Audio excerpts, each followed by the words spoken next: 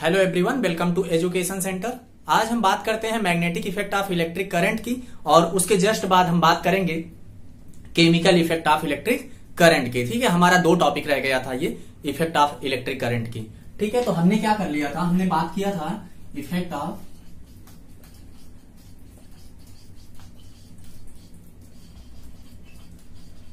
Electric current के। हमने बताया था कुछ हमें इफेक्ट पढ़ने हैं। तो सबसे पहले हमने कौन सा पढ़ा था, हीटिंग इफेक्ट।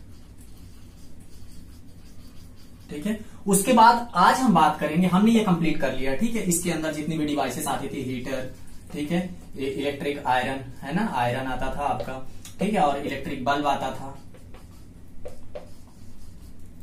इलेक्ट्रिक बल्ब, ये तीन के तीनों हमने पढ़ लिए थे। ठीक है, उसको मैं 2 मिनट अभी लेके रिवीजन करा देता हूं। उसके बाद क्या हमने पढ़ना है, मैग्नेटिक इफेक्ट, मैग्नेटिक इफेक्ट। ठीक है, उसके बाद हम पढ़ेंगे केमिकल इफेक्ट।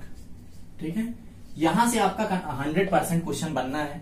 इस टॉपिक से आपका कम से कम 1 या 2 क्वेश्चन बनना होता है। ठीक है, तो हमने क्या कर ली थी, अब देखो हीटिंग इफेक्ट क्या बताया था कि जब करंट किसी वायर में जब जाती है तो वहां पे एक हीट आ जाता है। ठीक है, एक तरीके की उष्मा उत्पन्न करती है वो करंट, वो धारा। ठीक है, जिसे बोला जाता है विद्युत धारा का उष्मीय प्रभाव, और उस पर आधारित हमने हीटर पढ़ लिया था। बल्ब के बारे में बताया था 3830 है ना डिग्री सेल्सियस आपका टेम्परेचर होता था उसका, टंगस्टन का। ठीक है, वो ध्यान रखना है आपको। ठीक है, और उसके बाद आपको हमने बताया था बिट। अच्छा, एक क्वेश्चन और ध्यान से समझना, जो विद्युत बल्ब होती है वो जब जब वो ब्लास्ट होती है, जब वो फ्यूज होने के बाद मान लो हो सकता है ज्यादा करंट दे दिया तो क्या होती है, दग जाती कहते हो आप। ठीक है, फूट जाती है। तो फूटती है तो उसमें एक आवाज आती है, क्वेश्चन आया हुआ है एलपी का। ठीक है, तो उसमें क्या होता है, जो आवाज होती है वो क्या होता है कि जो अंदर गैस होती है उसके बाहर जाने के कारण होता है, या फिर बाहर की गैस अंदर जाने के कारण होता है।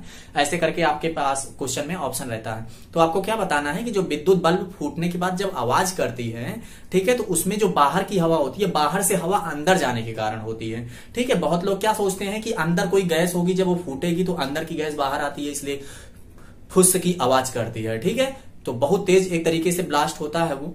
ठीक है, वहां पे बल्ब के चीथड़े उड़ जाते हैं। तो क्या करना है आपको, ये ध्यान रखना है कि जब बल्ब फूटेगी तो गैस बाहर से अंदर की तरफ जाएगी, ना कि अंदर से बाहर की तरफ। दूसरी चीज आपको क्या करनी है, ये आपका मैंने कंप्लीट करा दिया अच्छे से, आप आराम से पिछली क्लास देख सकते हो। ठीक है, आज हम बात करते हैं मैग्नेटिक इफेक्ट की। मैग्नेटिक इफेक्ट में हमने बात करना है क्या, मैग्नेटिक इफेक्ट में हमने, अच्छा, मैग्नेटिक इफेक्ट मतलब एक तरीके से करंट फ्लो होगी उसमें तो मैग्नेटिक इफेक्ट आएगा, और केमिकल इफेक्ट में जब करंट फ्लो होगी तो केमिकल इफेक्ट आएगा। ठीक है, अभी हम दोनों डिस्कस करते हैं आज। ठीक है, तो magnetic effect of electric current.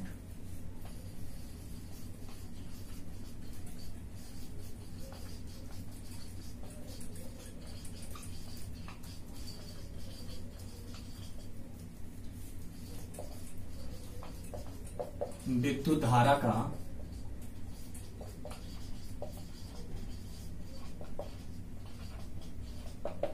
भैया एक चीज सबसे पहले नोट कर लो कि एक H.C. ओर्स्टेड नाम के साइंटिस्ट थे, H.C. ओर्स्टेड। ठीक है, जिसे आप बोलोगे ओर्स्टेड, ओर्स्टेड जो भी लिखते हो है ना, H.C. ओर्स्टेड थे। ठीक है, इन्होंने ही इसके बारे में बात की थी। तो आपको ये थोड़ा साइंटिस्ट के बारे में भी ध्यान रखना है। ठीक है, अब बात करते हैं चुंबकीय प्रभाव है क्या। तो बच्चों ध्यान से समझना, मान लो ये कोई एक मेटल का एक रॉड समझ लो, इसके ऊपर हम क्या करते हैं, एक तरीके से कॉइलिंग कर देते हैं। मतलब सीधा सा कॉइलिंग का क्या मतलब होता है कि एक खुला वायर कॉपर का, मान लो कॉपर का वायर है, ठीक है, और ये एक रॉड थी जिसके ऊपर ऐसे कॉपर के वायर को लपेट दिया गया, जिसे बोलते हैं कुंडली एक तरीके से। अब इसमें क्या कर दिया हमने, बैटरी से इसको जोड़ दिया। इसको क्या कर दिया, एक बैटरी से जोड़ दिया। ये बैटरी है आपकी, इसका बैटरी का प्लस सिरा है धनात्मक, और ये ऋणात्मक सिरा है। ठीक है, जब बैटरी से हमने जोड़ा तो हमने देखा कि जब कॉइलिंग की थी तो यहाँ पे एक तरीके से चुंबकीय क्षेत्र आ जाता है। यहाँ पे इसके चारों तरफ क्या आ जाता है, चुंबकीय क्षेत्र आ जाता है। ठीक है, चुंबकीय क्षेत्र, और इस पे जो प्लस वाला रीजन है, इसके यहाँ पे N और यहाँ पे इस साइड S, 2 तरीके के पोल होते हैं ना चुंबक में, वो जनरेट हो जाता है। तो चुंबकीय पदार्थ पे जब हम क्या करेंगे, वायरिंग कर देंगे कॉपर की, और इसको बैटरी से जोड़ देंगे, तो इसमें करंट फ्लो होने लगेगी। जब ये करंट इस पे जाएगी तो करंट ऐसे बार बार सर्कुलेट करके, सर्कल करके, घूम घूम के इधर से वापस आएगी, है ना। तो यहाँ पे एक तरीके का चुंबकीय क्षेत्र आ जाता है, जिसे बोलते हैं विद्युत चुंबकीय प्रभाव। ठीक है, इसे बोलते हैं विद्युत, ठीक है, विद्युत चुंबकीय प्रभाव। विद्युत चुंबकीय प्रभाव में बात समझ में आ गई होगी कि जब बैटरी से इसको जोड़ते हैं, ये बैटरी में क्या होता है, वोल्टेज होता है ना। जब वोल्टेज इसको मिलता है, वोल्टेज डिफरेंस मिलता है, तो इसमें करंट फ्लो होती है, एक धारा प्रवाहित होने लगती है। और जब धारा प्रवाहित होती है तो जहां लपेटा गया होता है मतलब वायर को, वहां पे क्या आ जाता है, एक तरीके से चुंबकीय क्षेत्र आ जाता है, जिसे बोलते हैं चुंबकीय। अब कहने का मतलब है कि इसके अगल बगल कोई मान लो धातु की चीज रखी है, तो वो उसको आकर्षित करने की कोशिश करने लगता है, खींचने लगता है। तो इससे आपको पता चल जाता है कि यहाँ पे चुंबक आ गया है। ठीक है, तो आपको समझ में आ गया होगा। चुंबकीय प्रभाव पर जो आधारित हमारे इंस्ट्रूमेंट है वो कभी कभार पूछे जाते हैं हमें। ठीक है, तो इसको हम आगे वैसे भी बहुत डीप में पढ़ने वाले हैं चुंबकीय प्रभाव को। हमारा एक चुंबक चैप्टर ही होगा, ठीक है, विद्युत का, जिससे रिलेटेड विद्युत और चुंबक को हम रिलेट करके वहां पे बहुत सारे इंस्ट्रूमेंट को पढ़ेंगे। ठीक है, वैसे भी आप एग्जाम्पल याद रखना उदाहरण के तौर पर। ठीक है, क्या लिख सकते हो, जैसे आपका अमीटर है, क्या है, अमीटर। बच्चों अमीटर क्या होता है, पहली चीज तो अमीटर को ऐसे लिखते हो आप किताबों में, ऐसे बिल्कुल पढ़ा होगा आपने, है ना। ये क्या करता है, धारा को मापता है। क्या माप करता है, धारा को मापता है। ये भी आपका क्वेश्चन आया हुआ है। ठीक है, तो ये ध्यान रखना। और दूसरी चीज जो अमीटर होता है, इसे हमेशा जहां भी नापना होता है उसके क्या करते हैं, श्रेणी क्रम में जोड़ते हैं, मतलब सीरीज में जोड़ते हैं, सीरीज में जोड़ते हैं। ठीक है, दूसरी चीज आपका वोल्ट मीटर हो जाता है, जो वोल्टेज को मापता है ना। वोल्ट मीटर क्या मापता है, वोल्टेज। ठीक है, विभव मापता है। क्या मापता है, विभव मापता है। और एक चीज और क्या ध्यान रखनी, ये हमेशा समांतर क्रम में जोड़ा जाता है। ये सब बेसिक पॉइंट हैं, समांतर क्रम में जोड़ा जाता है। ठीक है, तो आपको ये दोनों पॉइंट समझ में आ गए। वोल्ट मीटर भी चुंबकीय प्रभाव पर आधारित है। तीसरी चीज आप मोटर बोल सकते हो, मोटर। ठीक है, आपके घरों में भी यूज होती है ना, हर जगह देखोगे तो मोटर लगी ही होती है। ये क्या करती है, विद्युत से क्या करती है, मैकेनिकल, है ना, यांत्रिक ऊर्जा में परिवर्तित करती है। यांत्रिक ऊर्जा में विद्युत ऊर्जा को क्या करती है, यांत्रिक ऊर्जा में परिवर्तित, मतलब इलेक्ट्रिकल एनर्जी को आप इसको इलेक्ट्रिकल देते हो तो ये काम करती है बदले में, मतलब वो यांत्रिक ऊर्जा, है ना। दूसरी चीज आप कह सकते हो जनरेटर। ठीक है, क्या बोल सकते हो, जनरेटर। ठीक है, जनरेटर क्या करता है, ठीक है, ये क्या करता है, यांत्रिक ऊर्जा को विद्युत ऊर्जा, मतलब मोटर का बिल्कुल उल्टा। ठीक है, यांत्रिक को, मैकेनिकल एनर्जी को विद्युत ऊर्जा, इलेक्ट्रिकल एनर्जी में बदल देता है। ये आपको ध्यान रखना है। और अगर आपको एग्जांपल देखना, ट्रांसफार्मर, क्या देख सकते हो आप, ट्रांसफार्मर देख सकते हो। ठीक है, ट्रांसफार्मर क्या करता है, पहले इलेक्ट्रिकल से मैग्नेटिक में बनाएगा और फिर मैग्नेटिक से इलेक्ट्रिकल में लेके वापस चला जाता है। ठीक है, मतलब एक तरीके से विद्युत को चुंबक में बनाएगा, फिर चुंबक से विद्युत में बना के आपको उसका वोल्टेज कम ज्यादा करके दे देता है। तो फैराडे के लॉ पे आधारित है ये। ठीक है, तो ये आपको समझ में आ गया होगा कि भैया विद्युत चुंबकीय प्रभाव क्या है। तो विद्युत में विद्युत देते हो किसी चीज में, जब उसमें चुंबक आ जाता है तो उसे बोलते हैं विद्युत। आपको क्या ध्यान रखना, आपको कुछ ये जो हमने नाम लिखे उदाहरण में ये ध्यान रखने हैं। ठीक है, और प्रभाव क्या होता है वो बिल्कुल ध्यान रखना है। उसके बाद क्या करते हैं, हम इस टॉपिक को फिनिश करते हैं। क्यों फिनिश करते हैं, इन सब चीजों को हम बहुत अच्छे से डीप में आगे चल के मोटर, जनरेटर, ये सब बहुत अच्छे से पढ़ने वाले हैं। ठीक है, तो यहाँ पे हम शॉर्टकट ना पढ़ के हम सिर्फ नाम समझ लेते हैं और किस प्रभाव में आते हैं, बस इतना सा ध्यान रख लेते हैं। आगे हमें पूरा पढ़ना है इनके बारे में। ठीक है, तो मैं यही इस टॉपिक को स्किप करता हूँ। नेक्स्ट टॉपिक पे हम चलते हैं, क्या नाम है उसका, विद्युत का, मतलब विद्युत धारा का रासायनिक प्रभाव। कैसा प्रभाव, विद्युत धारा का रासायनिक प्रभाव। ठीक है, अच्छा देखते हैं हम क्या, केमिकल इफेक्ट ऑफ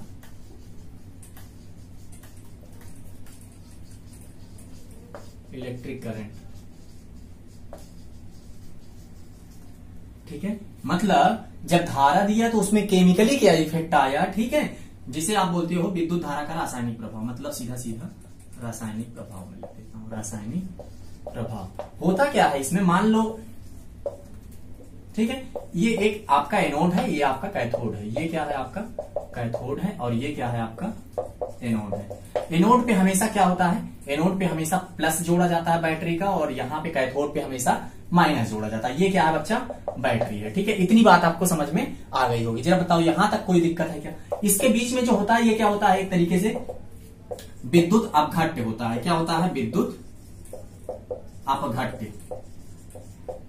ये क्या होता है? इसको अंग्रेजी में बोलते हैं इलेक्ट्रोलिटिक सॉल्यूशन। इलेक्ट्रोलिटिक सॉल्यूशन, ठीक है। और इस पूरे प्रक्रिया को क्या बोला जाता है? ठीक है, इलेक्ट्रोलाइजेशन। क्या बोला जाता है? इलेक्ट्रोलाइजेशन, ठीक है। या फिर आप बोल सकते हो विद्युत अपघटनी, ठीक है। क्या बोला जाता है? विद्युत अपघटनी प्रक्रिया, ठीक है। क्या बोला जाता है? विद्युत अपघटनी प्रक्रिया, ठीक है। या इतनी बात समझ में आ गई। अब मान लो एक चीज समझो कि जैसे एनोड से हमें कुछ कैथोड पे भेजना है, ठीक है। जैसे हमें कोई चीज की परत चढ़ानी होती है, ठीक है। इसका एग्जांपल जो आएगा अभी आपका धातु का निष्कर्षण, मतलब धातु से क्या होता है? जैसे किसी चीज की परत है तो उसको परत को निकालना, उसे बोलते हैं धातु का निष्कर्षण। दूसरी चीज, किसी चीज के ऊपर परत चढ़ाना, सिक्के के ऊपर प्रिंटिंग करना, कुछ लिखना, है ना। ये सारे एग्जांपल्स आएंगे इसके इलेक्ट्रिक करंट के, ठीक है, केमिकल इफेक्ट में। तो इसमें क्या होता है? जो सॉल्यूशन होता है, अब मान लो यहाँ पे एनोड पे कुछ रखा है जिसको हमें कैथोड पे भेजना है, तो हमेशा ध्यान रखना एनोड से निकलेगा, एनोड से निकलेगा और कैथोड में जाएगा, ठीक है। मतलब यहां से निकल के यहां जाएगा। आप सीधा सा समझ सकते हो, एनोड से निकलता है और कैथोड में जाता है। में से दोनों वर्ड आपको ध्यान रखना है। एनोड ए पहले आता है, ये दे देगा सबको, ठीक है।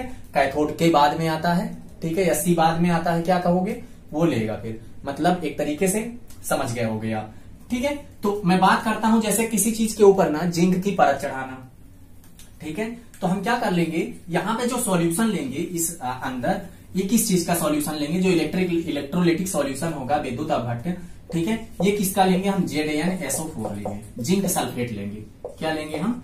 जिंक सल्फेट लेंगे। और यहां पे क्या लेंगे हम? जिंक लेंगे। यहां पे क्या लेंगे? एनोड पे क्या लेंगे हम? जिंक लेंगे। ध्यान रखना, बिल्कुल समझ के रखना। अब जिस चीज के ऊपर हमें जिंक चढ़ाना होगा, जैसे ही हम इसको बैटरी से जोड़ेंगे तो जिंक क्या होगा?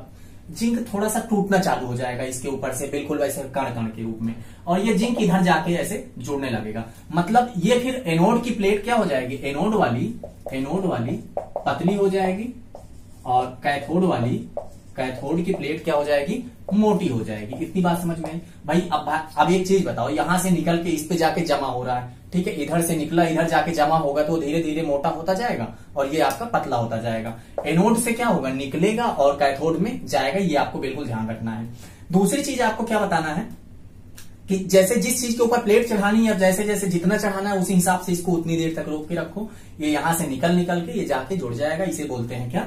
विद्युत मतलब एक तरीके से इलेक्ट्रिक करंट का रासायनिक प्रभाव। तो रासायनिक रूप में आप इसको देख सके होगे कि हाँ, विद्युत अगर जोड़ा जाए तो यहाँ पे रासायनिक रूप से क्या परिवर्तन हो रहा है, ठीक है। इसको बोलते हैं विद्युत का रासायनिक प्रभाव। इसमें हम और चीजें जब देखेंगे, ठीक है, केमिकल इफेक्ट में जब हम सेल के बारे में पढ़ेंगे, ठीक है, तो हम वहां पे देखेंगे ड्राई सेल क्या होता है, लैक्लांचे सेल क्या होता है ना, वोल्टेज सेल क्या होता है, ऐसे ही, ठीक है। बहुत सारे सेल होते हैं, आपको मैं सारे सेल एक तरीके से पढ़ा दूंगा वहां पे, ठीक है। तो और अच्छे से ये सारी चीजें वहां पे क्लियर हो जाएंगी। अभी सिर्फ इतना समझो कि हाँ, ये प्रभाव होता क्या है। प्रभाव का मतलब जैसे धातु का निष्कर्षण, यहां से इधर से निकल के दूसरी साइड जमा हो रहा था, है ना, उसको बोलते हैं क्या हम? एक तरीके से प्लेटिंग बोलते हैं, इलेक्ट्रोप्लेटिंग बोलते हैं, ठीक है। और दूसरी चीज, जहां से निकल रहा है वो पतला हो रहा है तो उसके निष्कर्षण वही समझ सकते हैं। अब जैसे मान लो इसके अंदर एक चम्मच लगा है, ठीक है, एक चम्मच लगा है। ये क्या है? मैं बना नहीं पा रहा हूं सही से, आप समझ रहे हो ना, चम्मच है। क्या बोल रहा हूं इसको मैं?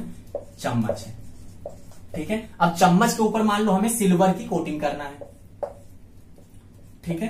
तो सिल्वर को किस पे रखेंगे? प्लस पे रखेंगे। सिल्वर मतलब चांदी ना, सिल्वर जो जब आप चिम्मच देखते हो तो चिम्मच का जो ऊपर होता है चांदी की प्लेटिंग की जाती है, तो वो इसी मेथड से की जाती है। तो चम्मच यहां पे रख दिया। अब इसके अंदर जो चांदी के ही सोल्यूशन AgNO3 लगाएंगे। क्या लगाएंगे? AgNO3, ठीक है। जब यहां पे कौन सा सॉल्यूशन होता है, हमेशा ये भी ध्यान रखना, जो रासायनिक सॉल्यूशन होता है आपका दो तरीके का होता है। एक तो आपका आता है बेसिक, और दूसरा होता है क्या? दूसरा क्या होता है आपका? एसिडिक, ठीक है, एसिडिक। तो यहां पे हमेशा क्या रहेगा? एसिडिक सॉल्यूशन रहता है। जो आपका एसिडिक मतलब आप सीधा सा आप बोलते हो क्या? अम्लीय अपघट्य। हमेशा जो अपघट्य होगा वो क्या होगा? अम्लीय होगा, अम्ल होगा एक तरीके से। तो यहां से क्या होगा? ये टूट के और इधर जाके जुड़ना लगेगा। ये क्या रहेगी? चांदी रहेगी। ये क्या रहेगी? सिल्वर रहेगी, चांदी। तो चांदी एनोड पे रखेंगे और कैथोड की चिम्मच जिस पर चढ़ाना होगा उसको कैथोड पे रखेंगे। तो होगा क्या, एनोड से निकल के क्या हो जाएगी, कैथोड में जाने लगेगी। और जब बात करते हैं हम जो धारा होती है, तो धारा हमेशा इस साइड से इधर जाएगी, एनोड की तरफ जाएगी। और जब आपका इलेक्ट्रॉन के बारे में बात करेंगे तो इलेक्ट्रॉन उल्टा फ्लो करता है धारा का। ये क्या है, धारा का फ्लो है। धारा हमेशा माइनस से प्लस, ये चीज समझ के रखना, ठीक है। तो यहां से प्लस से निकलेगी और इधर से होते हुए ऐसे माइनस में होके जाएगी, ठीक है। तो ये आपका क्लोज्ड पाथ तब बनेगा जब यहां से मेटल्स आपका जो सिल्वर है, जो चांदी है, टूट टूट के चम्मच के ऊपर जाके जुड़ने लगेगी, ठीक है। तो इसके अंदर चम्मच क्या हो जाएगा, चमकदार। तो ये चीजें निकाल लेंगे, फिर अगला प्रोसेस करते हैं। तो ऐसे ये भी होता है, ठीक है। जिंक की प्लेटिंग करते हैं, कॉपर की प्लेटिंग करते हैं, ठीक है। तो ऐसे बहुत सारी चीजों की जो भी प्लेटिंग करते हैं, या फिर सिक्कों के ऊपर जो लिखा जाता है वो भी इसी मेथड से ही लिखा जाता है, ठीक है। तो आपको समझ में आया होगा, आई होप, ठीक है। तो केमिकल इफेक्ट में आपको भी एग्जांपल याद रखना है। और एक चीज मैं आपको बता दूं कि जो यहाँ पे जो जितना मटेरियल जाता है ना एनोड से कैथोड पे जो जाता है, ये मैं एनोड ए को लिख देता हूं, इसको के लिख देता हूं कैथोड। अब जरा ये प्लस है और ये माइनस है, इतनी बात समझ में है। इस पे से जब जाता है तो कितना द्रव्यमान जाता है, कितना द्रव्यमान जाता है, उसके लिए आपको मैं फॉर्मूला देता हूं, ठीक है। फॉर्मूला आपको ध्यान रखना है, कितना होता है, m बराबर ZI होता है। क्या होता है, ये फॉर्मूले पे ALP 2018 का जो एग्जाम हुआ था इलेक्ट्रीशियन, जैसे जिन्होंने ALP में इलेक्ट्रीशियन ट्रेड चूज किया था, तो उनका जब ट्रेड वाला एग्जाम आया था तो उस एग्जाम में ये वाला क्वेश्चन पूछा गया था, ठीक है। तो कितना द्रव्यमान के लिए क्या निकालना आपको, क्या ये क्या है आपका, एक कांस्टेंट है, ये क्या है, एक कांस्टेंट है, विद्युत अपघटनी नियतांक बोल सकते हो, ठीक है। ये नियतांक है एक तरीके से, ठीक है। तो जेड का अगर मात्रक की बात करें, अगर हम जेड देखें तो m/IT, ठीक है, m/IT, m/Q भी, Q बराबर IT होता है, तो Q भी लिख सकते हैं यहाँ पे। तो जरा आप बताओ इसका जो मात्रक होता है m मतलब मास, मतलब द्रव्यमान का मात्रक किलोग्राम, और Q का मतलब चार्ज का मात्रक कूलाम।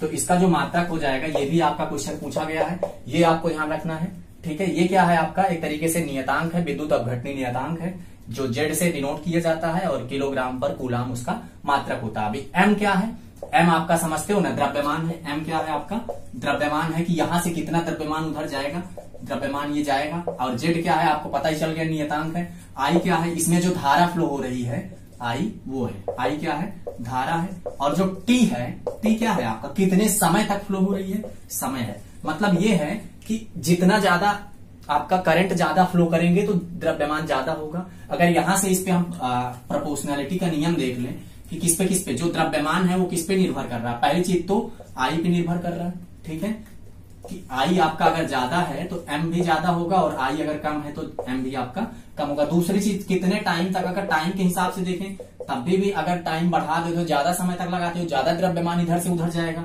मतलब सीधा सीधा रिलेशन है ना, ये प्रोपोर्शनल है। तो टी आपका कम समय के लिए कम द्रव्यमान जाएगा, ये भी आपको समझ में आ गया होगा। तो ये आपका फॉर्मूला याद रखना है। इस पूरे नियम को फैराडे ने दिया था, गिवन बाई फैराडे। ये पूरा जो विद्युत अपघटनी प्रक्रिया थी ये किसके द्वारा दी गई थी, फैराडे के। लिए भी आपको ध्यान रखना, फैराडे के द्वारा दी गई थी। m बराबर ZIT आपको ध्यान रखना है। m एक नियतांक है जिसे विद्युत अपघटनी नियतांक बोलेंगे। दूसरी चीज z का जो मात्रक है वो आपको ध्यान रखना है। I क्या है, धारा है, टी टाइम है। ज्यादा करंट ये भी ऐसे घुमा के आपसे क्वेश्चन पूछा जा सकता है कि 5 की जगह 10 सेकंड तक आपकी करंट अब की बार फ्लो कराई गई है विद्युत अपघटनी प्रक्रिया में, तो द्रव्यमान पहले से कम ज्यादा इधर से उधर जाएगा, मतलब ट्रांसफर होगा या फिर जमा होगा, या पहले से कम होगा या पहले से ज्यादा होगा, या उतना ही रहेगा, कोई फर्क। तो आप यहां से देख सकते हो, समय के हिसाब से भी आप बता सकते हो कि कितना ज्यादा समय के लिए ज्यादा द्रव्यमान कोटेड हो जाएगा एक के ऊपर जाके, इसे बोलते हैं कोटिंग, ठीक है। तो आपको आई होप ये समझ में आ गया होगा अच्छे से, ठीक है। तो इसमें जो एग्जाम्पल्स हैं वो आप लिख दो। सबसे पहला क्या है, इलेक्ट्रोप्लेटिंग। पहला क्या है, इलेक्ट्रोप्लेटिंग, जो आपको मैंने बताया कि प्लेट मतलब चढ़ाना, ठीक है, धातु को चढ़ाना। दूसरी चीज आप बोल सकते हो मेटल एक्सट्रैक्शन, जिसको हिंदी में बोलेंगे धातु निष्कर्षण, ठीक है। तीसरी चीज आप बोल सकते हो प्रिंटिंग, सिक्कों के ऊपर, ठीक है। चौथा एग्जाम्पल क्या हो सकता है, सेल। सेल जो कि आपको मैं सारे पढ़ाने वाला हूं। कौन कौन से जो सेल आपको पढ़ाऊंगा मैं, वोल्टेइक सेल पढ़ाऊंगा, वोल्टेइक, फिर डेनियल सेल पढ़ाऊंगा, फिर लेग्रांजे सेल पढ़ाऊंगा, ठीक है। उसके बाद ड्राई सेल पढ़ाऊंगा, ठीक है। बहुत सारे सेल हैं, मरकरी सेल पढ़ाऊंगा, ठीक है, जितने सिल्वर सेल, ठीक है, सारे सेल मैं आपको डिस्कस करूंगा। यहां से एक क्वेश्चन सेल वाले टॉपिक से आता है, इसलिए मैं यहाँ पे सेल को ज्यादा डिस्कस नहीं करना चाहता हूं। इलेक्ट्रोप्लेटिंग आपको समझ में आ गया होगा, किसी चीज के ऊपर जब प्लेट चढ़ाई जाती है, ठीक है, तो वो चीज आपको समझ में आ गया। मेटल एक्सट्रैक्शन जब वो निकलेगा तो पतला होगा, तो वहां से मेटल आपका निष्कर्षित हो जाएगा। वो भी प्रिंटिंग सिक्कों के ऊपर जो चीज लिखी जाती है, जैसे 1 रुपए के सिक्के पे ऐसे एक मोटा सा लिखा जाता है ऊपर से, तो वो भी इसी मेथड से ही लगाया जाता है। तो तीनों मेथड को मैंने समझा दिया, चम्मच के ऊपर भी कोटिंग करके आपको दिखा दी। सेल पढ़ेंगे, चौथा पांचवा पॉइंट आपकी सेल की ध्रुवता भी निकाल सकते हैं इससे। सेल की ध्रुवता, ध्रुवता मतलब पोलैरिटी, है ना, कि सेल का धनात्मक और ऋणात्मक वाला पॉइंट कौन सा है, ठीक है, उसका ध्रुव कौन सा है, धनात्मक ऋणात्मक। तो इन सब चीजों के बारे में हमें आगे पढ़ना ही है, ठीक है। तो हम क्या करते हैं, इसको यहीं पे छोड़ देते हैं और आपका ये चीज कंप्लीट हो जाता है, ठीक है। अगली बात करेंगे नेक्स्ट चैप्टर में, नेक्स्ट क्लास में। तब तक के लिए थैंक यू सो मच।